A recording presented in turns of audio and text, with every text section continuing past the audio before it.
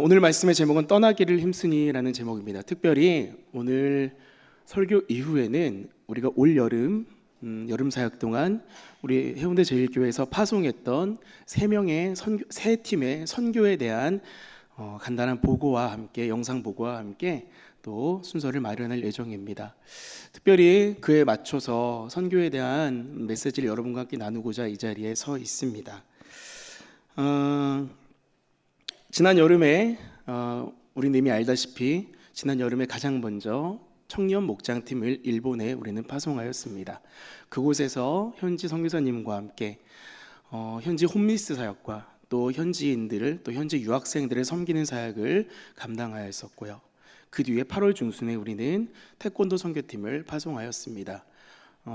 대부분의 다음 세대 아이들로 구성된 이 팀은 현지에 가서 인도네시아 땅에서 태권도 시범과 여러 사역을 통하여서 현지인들에게 복음을 전하고 왔고요. 그에 맞춰 함께 미용 선교팀도 자신이 가진 달란트를 가지고 그 땅의 사람들을 섬기고 왔습니다. 가장 마지막으로 무용 선교팀이 우리 교회에서 파송이 되었습니다. 태국의 치앙마이에 가서 전도하며 또 무용 공연을 통하여서 하나님의 사랑과 은혜를 그 땅 가운데 전하고 왔습니다. 오늘 우리가 읽었던 말씀은 사도행전 16장의 말씀입니다. 이 사도행전 16장의 이야기는 이미 소아시아에서 성공적인 사역을 펼치던 사도 바울이 성령의 의지로 인하여서 서쪽 지역 마게도냐로 건너가게 되는, 즉 유럽으로 건너가게 되는 상황을 이야기하고 있습니다. 특별히 우리가 읽은 6절에서 10절까지의 말씀은 사도 바울의 여정이 성령의 의지로 말미암아 완전히 변화되는 과정을 다루고 있으며, 더불어서 마게도냐인의 환상을 보는 과정 속에서 자신의 계획을 접어두고 온전한 복음의 불모지였던 유럽으로 가게 되는 모습을 담고 있습니다. 사랑하는 성도 여러분, 여러분은 선교가 무엇이라고 생각하십니까? 선교에 대해서 간단하게 예수님을 모르는 곳에 또는 주님 복음이 들어가지 않은 곳에 예수 그리스도의 이름을 전하며 복음을 전하는 것이라고 하겠지만은, 조금 더 자세하게 정리하면 선교학자 도널드 맥가브란 박사는 이렇게 선교에 대해서 정의하였습니다. 제가 읽어드리겠습니다. 선교란 예수 그리스도에게 전혀 충성을 바치지 않고 있는 자들에게 문화적 장벽을 넘어 복음을 전하는 것이며, 그들을 일깨워 그리스도를 그들의 주와 구주로 받아들여 그의 교회에 책임 있는 구성원이 되게 하는 것이다. 그리고 성령의 인도하심에 따라 복음 전도와 정의 실현을 위해 일하며 하나님의 뜻이 하늘에서 이룬 것처럼 땅 위에서도 이루어지도록 일하는 것이다. 맞습니다. 조금 내용이 길었습니다. 하지만 조금 더 간단히 요약하자면, 선교란 예수 그리스도를 모르는 이들에게 복음을 전하며 그들을 교회의 구성원으로 세우고 하나님의 뜻이 그 땅 가운데 이루어지게 하는 것을 선교라고 할 수 있겠습니다. 결국 복음을 전하고 교회를 세우며 하나님의 뜻이 이루어지는 것이 바로 선교라는 것입니다. 하지만 이렇게 교회가 세워지고 하나님의 뜻이 이루어지기 위해서는 전제가 있습니다. 방금 우리가 이야기했던 것처럼 가장 먼저는 무엇이 전해져야 한다고 말하고 있습니까? 복음이 전해져야 된다는 것입니다. 복음을 전함으로써 이 선교의 이후 사역도 진행되며 교회도 하나님의 뜻도 그 땅 가운데 드러나게 되는 것입니다. 그러므로 우리가 가장 먼저 해야 될 일은 복음을 전하는 것입니다. 우리들이 할 수 있는 한 복음을 전하는 일에 온 힘과 열정을 다하는 것이 먼저 믿은 우리들이 선교에 대해서 가져야 할 자세라는 것입니다. 바울은 오늘 본문을 보면은 소아시아에서 사역을 조금 더 하고 싶어 했습니다.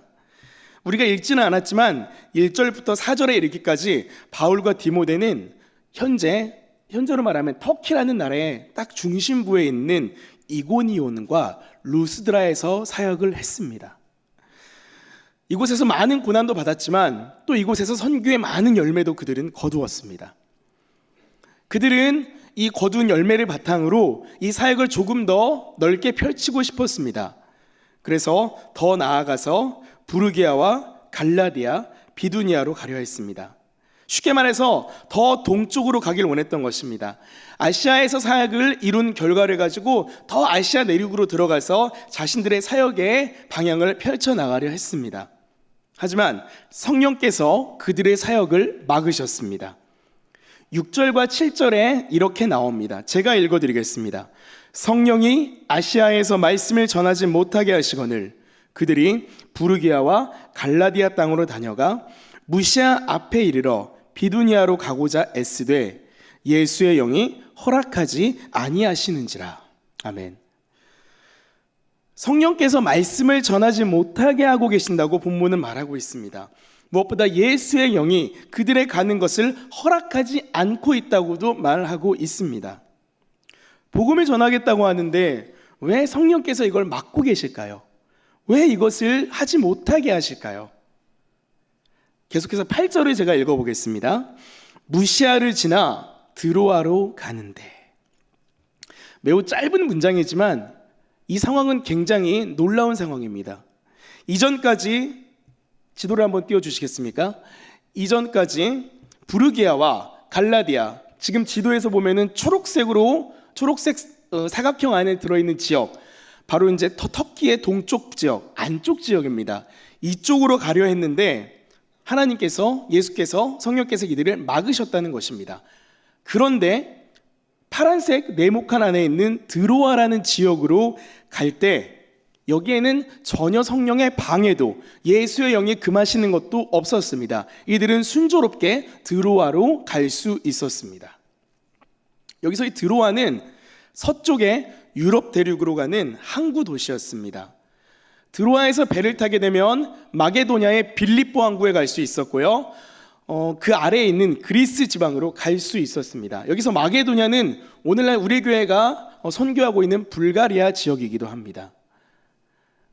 바울 일행은 기존에 가려 했던 부르기아와 갈라디아의 방향을 틀어서 드로아를 향해 갔습니다. 그리고 이 드로아에 도착한 그들은 밤중에 마게도냐 사람의 환상을 직면합니다. 마게도냐 사람은 환상에서 바울을 향하여서 이리로 건너와서 우리를 도와달라고 말합니다. 성령께서는 바울 일행을 선교의 도구로 사용하고 계십니다. 선교의 출발은 복음을 전하는 것이지요. 앞에서 한번 말씀드렸습니다. 교회가 세워지고 하나님의 뜻이 이루어지는 모든 것들이 복음이 전해짐으로 가능한 것이었습니다. 성령께서는 바울 일행이 복음이 한 번도 전해지지 않았던 그 땅으로 가길 원하셨습니다. 한 번도 그리스도 예수의 이름을 들어보지 않았던 그곳을 향해서 나아가길 바라고 계셨습니다. 그래서 성령께서는 그들의 여정을 드로아로 이끄셨고 드로아에서 그들에게 마게도냐 사람의 환상을 보여주시며 바로 유럽을 향한 그리스도 복음의, 예수 그리스도의 복음의 여정을 시작하게 하셨습니다. 예전에 청년부 시절에 저희 아내가 캄보디아로 선교를 2번 정도 다녀왔는데 그때 만났던 선교사님이 있습니다. 굉장히 청년들에게 인기도 많으시고 참 청년들이 좋아하는 선교사님이었는데요. 저는 당최 그걸 좋아하는 이유를 몰랐습니다. 실제로 만나보면 굉장히 말씀도 투박하시고 이분이 설교를 하시는데 설교의 방향이 없는 겁니다. 그리고 말씀을 하시면 자꾸 다른 얘기를 하십니다. 그런데 청년들이 이 선교사님을 너무 좋아합니다. 왜일까 궁금했는데 청년들이 이 선교사님께 이런 질문을 했다고 합니다. 선교사님, 선교가 뭐라고 생각하십니까? 그러자 이 선교사님은 이렇게 대답하셨답니다. 그 약간 동네 아저씨 같은 말투로, 약간 동네에서 만나는 그 편안한 아저씨 같은 말투로, 야, 선교는 낭만이야. 야, 선교는 낭만이야. 이제 평신도 선교사셨기 때문에 살짝 좀 거친 면이 있습니다. 그러면서 그 낭만이야 말을 하고 나서 항상 이 노래를 부르셨다고 합니다. 제가 불러야 될지 모르겠는데요. 네가 필요할 땐 나를 불러줘. 언제든지 달려갈게. 낮에도 좋아 밤에도 좋아 언제든지 달려갈게. 대서양을 지나 태평양을 지나 인도양을 건너서라도 당신이 부르면 달려갈 거야. 무조건 달려갈 거야 하시면서 눈물을 흘리신다고 합니다. 다시 읽어드릴까요? 예. 태평양을 지나 인도양을 건너서라도 주님이 부르면 달려갈 거야. 무조건 달려갈 거야. 네, 무조건이란 노래죠. 예, 무조건 다 아시죠? 그분이 이 노래를 부르면서 그렇게 눈물을 흘리신다고 합니다. 처음에 저는 이해를 못했습니다. 왜 이분을 이렇게 좋아하고 청년들이 이분이 이렇게 따라다닐까? 가만히 묵상해 보니까 이분의 선교를 향한 낭만과 열정이 청년들에게 통했던 것입니다. 저는 실제로 이 팀이 간 것을 한 번도 못 봤는데 이 팀에 다녀왔던 모든 사람들이, 제아나를 비롯해서 모든 그 청년들이 선교사님의 이야기를 하면서 꼭 이야기를 하면서 감동을 받고 있었습니다. 바울의 여정 가운데 성령께서는 적극적으로 개입하셨습니다. 그래서 그들의 여정과 발자취는 성령의 여정과 발자취였습니다. 선교가 낭만이라고 하셨던 선교사님의 그 이야기가 저는 이 말씀을 묵상하면서 조금은 이해가 되었습니다. 나와 같이 천하고 연약하고 어리석은 자를 당신의 여정에 참여하게 하시는 그분의 은혜, 바로 그것이 세상 최고의 낭만이라는 것입니다. 그분이 부르면 어디라도 가겠다고 말하며 눈물을 짓는 그분의 선교사님의 모습이 말씀을 준비하는 내내 제 머릿속을 떠나지 않았습니다. 제가 동행했던 태권도 선교팀은 지난 8월 10일 금요일 새벽 5시에 교회 마당에서 출발하였습니다. 김해공항을 향해서 김해공항으로 이동하여 방콕을 향하는 타이항공 TG651 편을 타고 방콕으로 이동하였습니다. 방콕에서 다시 대기 시간을 거쳐 싱가포르로 향하는 타이항공 407편을 타고 싱가포르로 이동했습니다. 싱가포르에 도착해서 짐을 찾고 선교사님을 만나고 인사를 드리고 작은 밴을 타고 바탐섬으로 들어가는 페리 터미널로 이동했습니다. 한참을 기다려 배를 타고 인도네시아 바탐섬으로 들어가 현지 택시를 타고 숙소에 도착한 시간이 현지 시간으로 10시 반이었습니다. 저녁 10시 반. 한국 시간으로 밤 12시 30분이었습니다.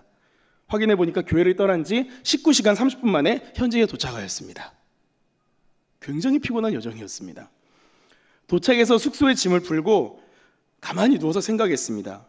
저도 저이지만 함께 가셨던 우리 장로님, 우리 집사님들, 우리 태권도 팀 아이들이 왜 이렇게 좁은 이코노미석에서 그렇게 오랜 시간 쪼그리고 앉아있다가 몇 번이나 이미그레이션을 통과하고 짐을 풀고 짐을 싸는 그 과정을 거치고 왜 이러고 있을까라는 생각을 하였습니다. 결국에 답은 한 가지였습니다. 이 하나님의 사역에 직접적으로 참여하는 이 순간이 세상에서 가장 낭만적인 일이기 때문입니다. 성령의 여정에 동참하는 그 시간이 너무너무 복되고 귀하였기 때문입니다. 바울은 마게도냐 사람의 환상을 보자마자 바로 마게도냐로 떠나기 위해 힘씁니다. 떠나기 위해 곧바로 힘을 쓰고 있는 바울의 모습을 우리는 볼 수 있습니다. 가장 빠르게 갈 수 있는 배편을 알아보았을 것이고요, 최대한 빨리 여기서 움직일 수 있는 방편을 마련했을 것입니다. 바로 하나님께서 그들에게 복음을 전하라 라고 부르셨다는 것을 그들은 인정했기 때문이라고 성경은 말하고 있습니다. 말씀을 정리하겠습니다. 사랑하는 성도 여러분, 하나님의 부르심 앞에 순종하여서 올여름 일본으로, 태국으로, 인도네시아로 다녀온 팀들이 우리와 함께 신앙생활하는 한 형제요 자매입니다. 성령의 여정에 동참하여서 그 시간을 함께한 우리 사랑하는 형제자매들을 격려해 주시기 바랍니다. 갈 수 있는 한 어떻게든 떠나기를 힘쓰며 애써서 자기의 삶과 여정을 내려놓고 하나님 앞에 그 여정에 동참하고 온 그들을 위해서, 그 복음을 전하고 온 그들을 기억해 주시기 바랍니다. 이제 우리 차례입니다, 여러분. 이제는 우리 차례입니다. 이들의 모습에 도전을 받으셨다면 결단하고 움직이고 떠나기 위해 힘쓰시기 바랍니다. 성령의 여정에 동참하여서 선교하러 가는 교회 공동체의 모습, 성령의 부르심 앞에 반응하는 교회, 바로 그 교회가 우리 교회, 우리 공동체, 우리 해운대 제일교회가 되길 주님의 이름으로 축복합니다.